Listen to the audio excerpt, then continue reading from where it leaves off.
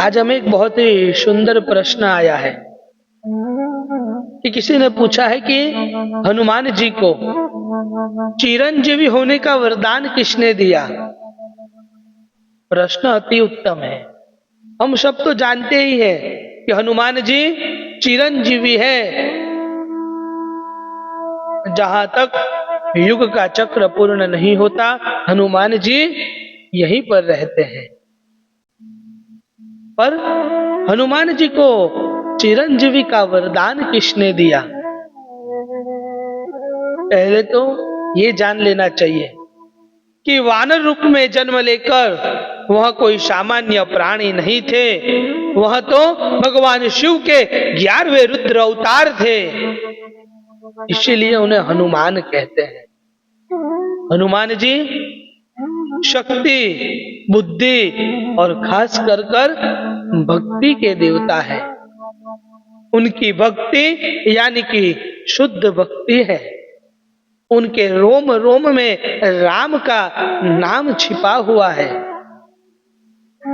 ऐसी तो बहुत कथा है कि जिसमें हमें देखने को मिलता है कि हनुमान जी को इस देव ने चिरंजीवी होने का वरदान दिया।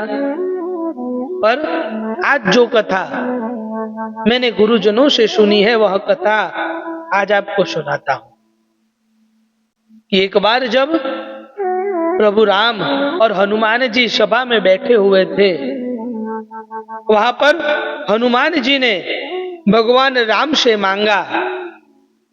देखिए, भक्ति एक ऐसी चीज है कि वह आपको अपने प्रभु के प्रति एक ऐसा भाव देती है कि वह शुद्ध होता है। यहाँ पर जो चिरंजीवी का वरदान है, वह राम भगवान हनुमान जी को नहीं दे रहे हैं। हनुमान जी प्रभु राम से यह वरदान मांग रहे हैं,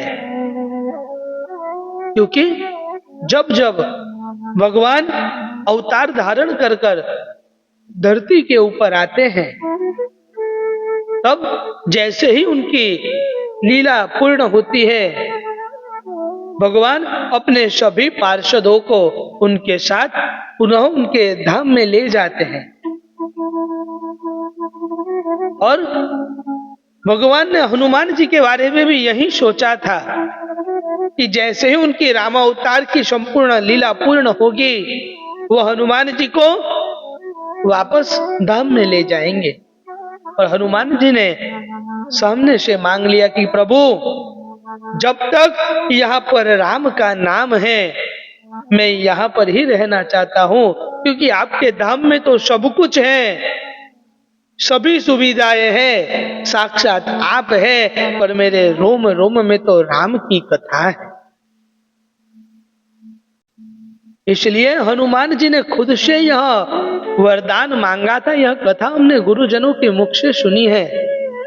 अब तुलसीदास जी एक बहुत ही अच्छी बात लिखते हैं कि यत्र यत्र रघुनाथ कीर्तनम तत्र तत्र कुतमस्तकांजलिम वापचारि परिपूर्ण लोचनम मारुति नमत राक्षसांतकम।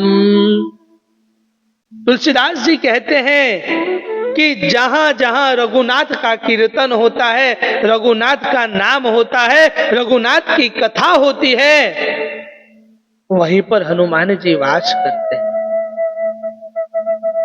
हनुमान जी ने कोई चिरंजीवी का वरदान किसी शक्ति के लिए नहीं मांगा था। उन्होंने तो यह वरदान सिर्फ राम के नाम के लिए मांगा था।